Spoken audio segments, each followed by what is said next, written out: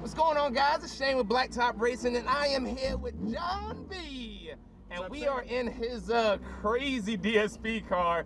I'm kind of scared, guys. I did have to bring my balls today, John. You bring balls, big brass balls?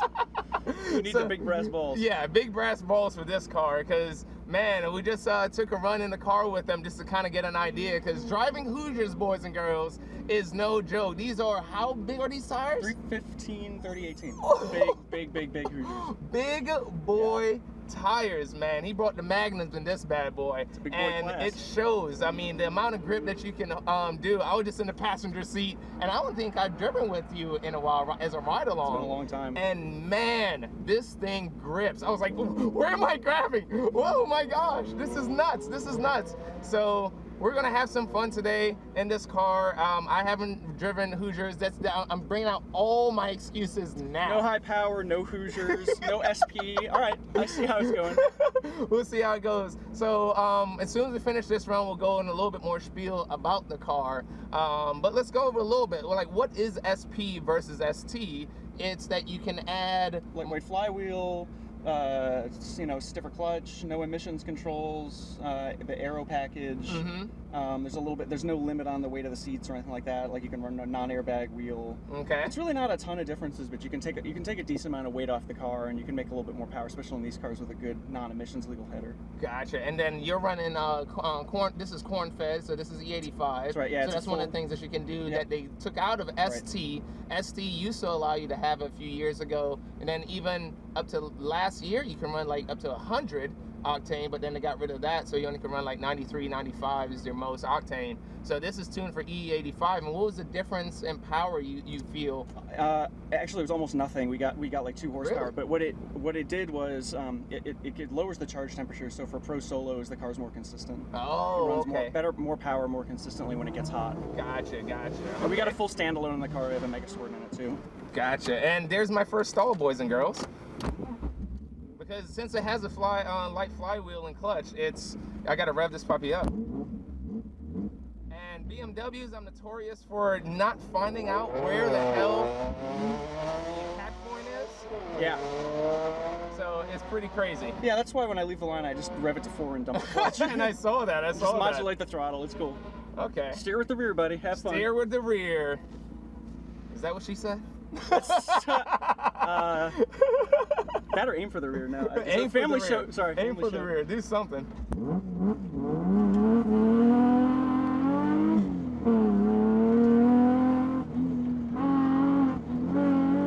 Oh, okay. I see what you're talking about with the brakes. Gotcha. Okay. Oh, so you can pick it up very well. It lifts very well. Ah, okay. So is that ABS or no? Yeah.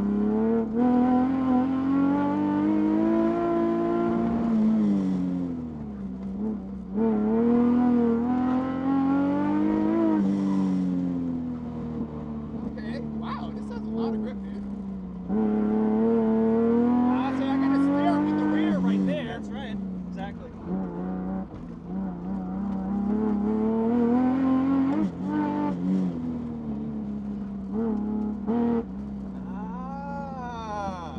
That's pretty awesome. That's an awesome first run of this car. Gotcha. Thanks, man. Now stay wide, and then yeah, there you go. Because it is a wide body car. Yeah, and there's not much steering lock to it. That was awesome. Thanks, man. So wow, that's a lot. All right, I'm gonna take wide and come back down the hill. Yeah. Okay, so this car, you can go ahead and stay in. I'm not gonna stop. I'm just gonna go right back out. So, wow, I'm coming out breathing, boys and girls. This is something this is something that is a hoot to drive. I have to say that. So I'm gonna go right out, hot tires, hot laps, and just kind of get right into it. So some of the takebacks from this car is that, man, you got to remember to drive the car with the right foot a lot. Now the front end will turn, but then just like a lot of rear wheel drive cars, it kind of like a Corvette, I would say, that you get in a quarter of the way and that's how the car will turn without throttle.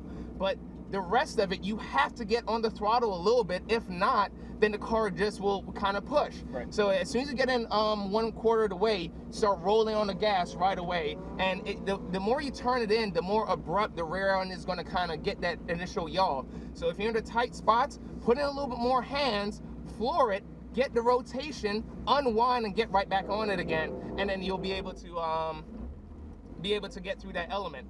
The corners, where is it? So steady state sweepers, it does a good job. It does that very well. The slaloms, man, you can dance through it on the slaloms, no problem. The braking was the only part that I was kind of worrying, like, when is it really going to stop? But that also has to do when it's putting my foot all the way down.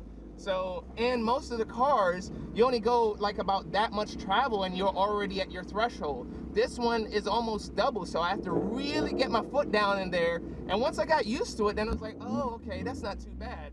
But initially, it's like, oh, okay. So if you're a trail breaker, it works out pretty well, but I don't think you want to really trail brake this car very much, or do you? What's your driving style? No, you definitely kind of have to trail brake it to back it into a corner.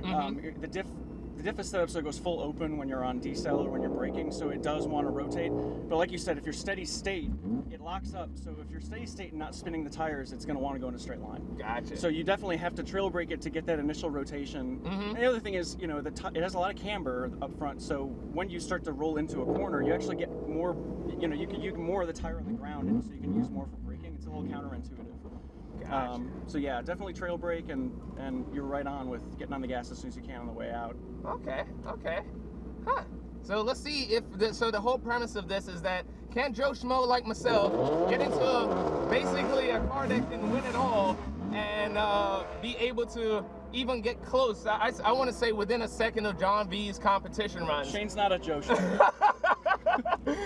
So can I try and get it that 10/10s? So this car is a hoot. It's easy to drive though, right? It's easy to drive, yeah. But it does demand your concentration. So this one I'm going to try and attack it, and probably not talking as much probably. So let's see.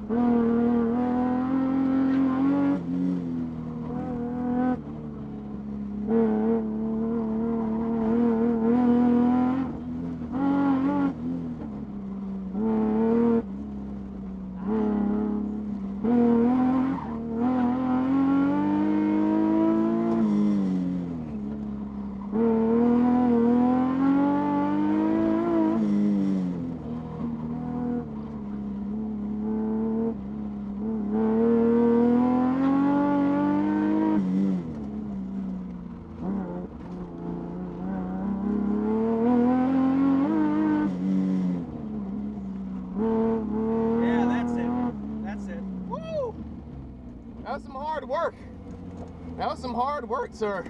That is incredible. Thanks, man. So that was a 55.4. Woo! Shane's good, folks. Don't believe the hype. Shane is good. Jeez. He +1 though. Yeah, it was a +1. And you do hear it because of the diffusers that you guys got on these things. There is no denying. Oh my gosh, dude. Dude, that is to hop into this thing and go that fast. Unbelievable. Unbelievable. Thanks, man. Thanks. Woo! All right, so we'll just close out with the recap on this. John V's got to take his runs. But man, oh man, should I shut it off? Yeah, shut it off, pop the hood, yeah. Okay. So, woo! Breathe in hard. So we'll go ahead and recap on this. So let's go down just through the car specs real quick. And then since he has to run, we'll probably just have some of the information at the bottom. So what year car is this? 02, 330 CI, no sunroof, okay, 5-speed. So this is the car that's kind of has? Yeah, okay. base car, yeah. Gotcha. No options.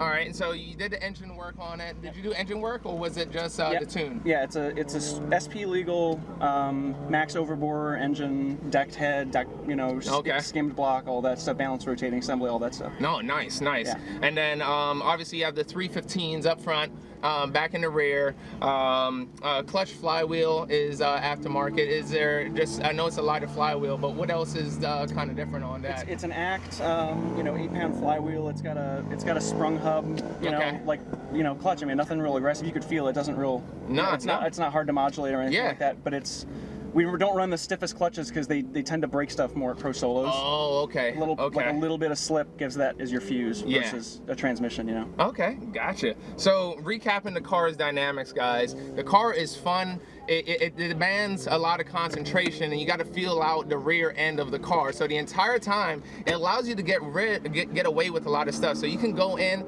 and I can see why Sam loves it, because you can swing the tail out, and it's totally catchable. It's very similar to the Miata, where it's just, okay, I got a lot of angle, no problem, just counter, catch it, roll back on the gas, and you're good to go. So you can get away with some stuff. I was actually doing some dirty things where I decided he's just gonna jump in. He's gonna roll in when you want, right? So I decided to do some dirty things where I was like, okay, let me just try a little flick here and there just to see what the car will do.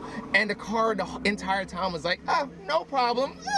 You know, I'll take that. So there were some areas where I was like, okay, I got a little too wide as far as the yaw angle was just so much, but I just brought it back and I just kept my foot in it and just watch your hands, and next thing you know, just dance with you. So this is a very willing dance partner. If this is all that DSP runs into, damn, sign me up.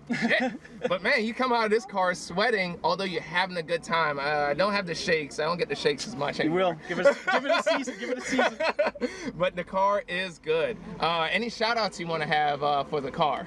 I mean, I have to say thanks to Sam. Sam Strano spent a lot of time setting up the suspension on this thing with me this year. Driving with him has been the best thing I've ever done. If you ever find someone who's like way faster than you, really good at setup, and they want to drive with you for a year, jump on that shit. And then Peter Florance, PFTuning, you know how drivable the engine management is. It's an aftermarket cable throttle E85, and it runs like a brand new car. I mean, it's just so easy to drive. So Peter did a great job getting the power out of this car. Yeah, and it has good power, and the way that the tip-in is on the throttle, it fits this car very perfectly. Now, it's different versus your other cars where with the electronics and stuff, you have somewhat of a delay. This is cable now, and you took out the drive-by-wire, so it's cable, very direct, very precise, and that's how you need it to be in this car, because it catches you everywhere that you want to. Oh, I need to tip in a little bit now. And it happens. That's why at first I was like, oh man, this feels a little weird, but driving it, I totally understand why. Right. The brakes is the only thing that at first you're like, oh my gosh, but then you realize this car is actually going pretty damn fast. You do need the modulation after you kind of taught me that do more trail braking, which is my style. Yeah, and you nailed it. It was right and comfortable. It was like, oh, okay, you just do this just like the Miata and load it in, pivot the car. If it's a slow sections, do a little early, and then start all your turn in early and kind of like just yaw the car around the corners. So feels good, man. I'm not gonna hold up John V too much, but thank you, sir. Thank you. Thank you. Yeah, nice it was good stuff. Nice thank you, sir. Awesome job. And I'll catch you guys. John V's got to run. Check out our sponsors, Agile Auto, along with Apex Junkie. Thank you, WDCR, for the sponsorship for this year, and let me do all these one takes. Forgot my darn mic, so sorry for the crappy sound. I will catch you guys later. Mika.